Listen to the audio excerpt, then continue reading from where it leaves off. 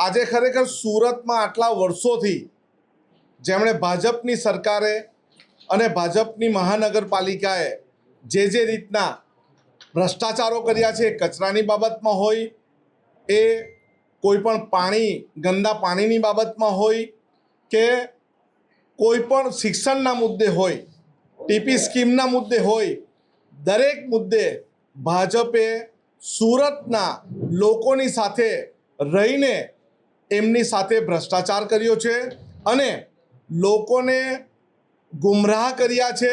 એ કચરાના મુદ્દે હોય, પાણીના મુદ્દે હોય કે શિક્ષણના મુદ્દે, કોઈ પણ મુદ્દે હોય। અને આજે અમે એ ચાર્જશીટ, ભાજપના પાપની ચાર્જશીટ આજે અમે તૈયાર કરી છે અને અમે આવનારી ચૂંટણી આ ભાજપની ચાર્જશીટ મુદ્દે કરીશું અને અહીંના લોકોનો ભરોસો અમે આ મુદ્દે જીતવાના છે।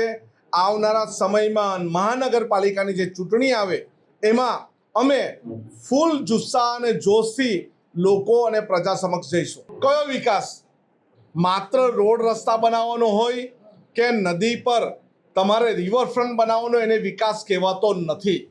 હાલની પરિસ્થિતિ જોતા તમે બાગ બગીચામાં જાઓ તો પીપીપી ધોરણે ખાનગીકરણ કર્યું છે, તમે હોસ્પિટલમાં જાઓ તો પીપીપી ધોરણે ખાનગીકરણ કર્યું છે, તમે કોઈ પણ જગ્યાએ જાઓ જે જાહેર સ્થળ હોય, પ્રજાના માટે ખુલ્લા હોય, મફત હોય અને જેનું સરસંભાળ રાખવાનું કામ મહાનગરપાલિકાનું હોય, પરંતુ એઓએ માત્ર ને માત્ર પીપીપી ધોરણે લોકો પાસે પૈસા ઉચેટવાનું કામ કર્યું છે।